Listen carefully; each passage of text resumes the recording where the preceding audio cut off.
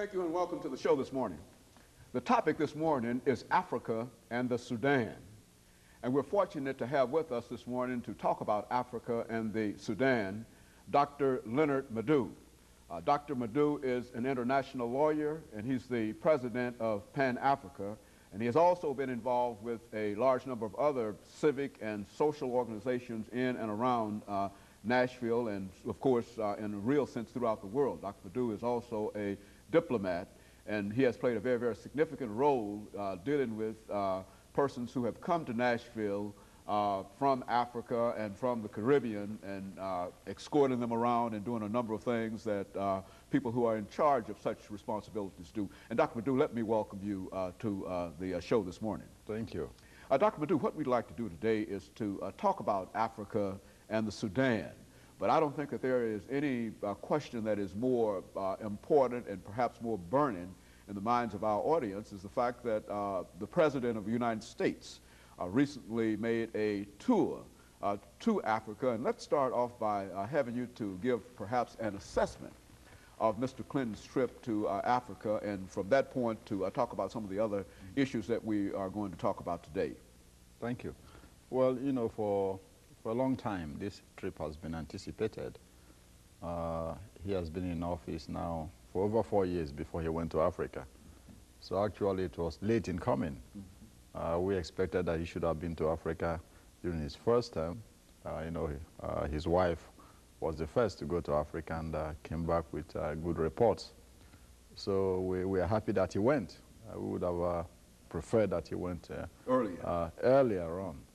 As you know, the most significant thing about his trip to Africa is that since the end of the Cold War, Africa has been marginalized in terms of geopolitical importance. And at the same time, this has caused a fall, should I say, in the economies of those countries. During the Cold War, both superpowers and also the other three powers, Britain, France, and China, were pouring money and aid into Africa as part of their proxy war against each other. With the fall of the Soviet Union and the collapse of the Berlin Wall, the importance of Africa insofar as these powers are concerned diminished. So when the president decided to go to Africa, we saw it as an opportunity, not only to give Africa the profile it is due, but at the same time as an opportunity to encourage investments and tourism to Africa. You would observe that when the 7 economic powers have their meetings, Africa is never mentioned. You might hear of South Africa one way or the other, but it seems like Africa doesn't exist in economic terms insofar as the world is concerned. So what we think is that this visit and also the law passed by Congress, the Business Opportunity Act for Africa, will help not only to increase investments in Africa, but also to attract more tourism.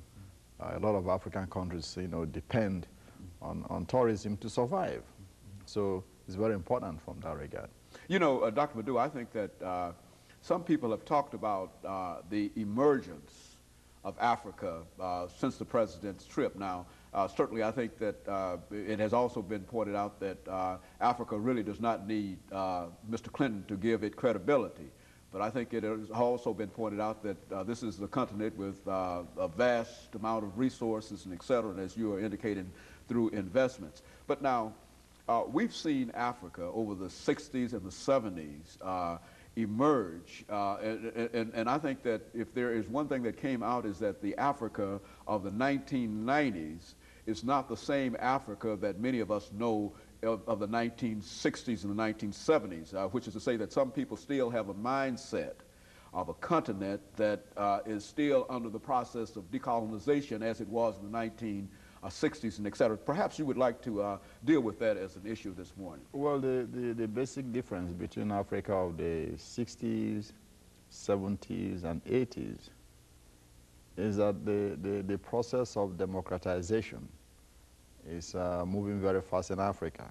Africans are tired of having despots who sit in power for life and plunder, the continent's resources. You've had people like Mobutu and in Zaire and Nguema in Equatorial Guinea, Bokassa in Central African Republic, Idi Amin in Uganda. These days, Africans want everything that every other people on earth want. Good education, health care, the freedom to choose whom they want, to be in power, and every other thing. So that's what you're seeing. There's a new wind blowing through the continent. And because of that, we think it's time that some of these donor countries attach very stringent terms or conditions for granting loans to African countries.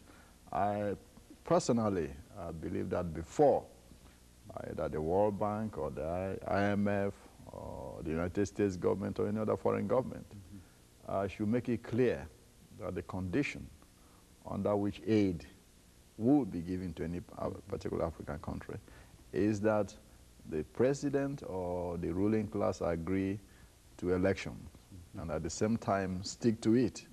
If that is not stuck to, then they should withdraw the aid. And moreover, before any aid is given, they should make sure that that aid must get to those, who... It must go down to the bottom. Absolutely, absolutely, because what happens, what has happened in the past is that almost 90% of the aid given to these countries never get to where it's supposed to get to. It's never used for what it's designated for. So you find out that, you are pouring money into a drain. And that's precisely what is haunting the continent now. You see all those billions of dollars that were poured into the continent in the 60s, 70s, and 80s. Now, the IMF and the World Bank say, we want our money back. That's why you have this structural adjustment program. And because the money is not there to pay, then the IMF insists that these countries must restructure their economies in order to be able to pay back this loan.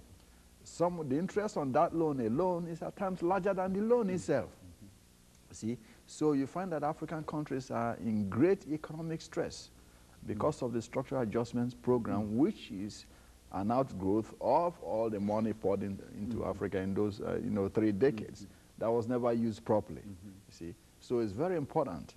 But anyway, the catchphrase for the 90s in Africa is trade, not aid. Okay. Africans want to trade on equal terms, with the rest of the continent, the rest of the world, not giving them aid. It's like a welfare system. Africans do not want a welfare system anymore. Trade with us, we trade with you. Buy a pencil from us, we buy a pen from you.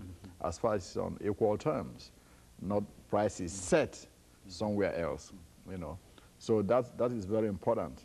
So that's what you're seeing now. Africans want aid, trade, not aid. So as soon as the leaders in that country understand, what their people want, then, these changes will continue to grow. But that's the basic difference between the 90s and the other three decades past. Dr. Madu, we're coming up to our first commercial break, and after which we want to talk about an issue that I know is very, very important to you, and that is the Sudan.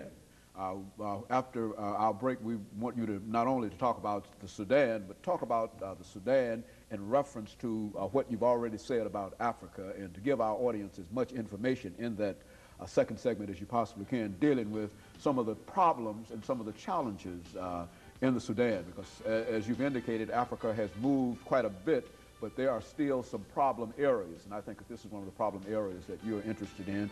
And of course, we'll talk about that as soon as we come back after our first commercial break.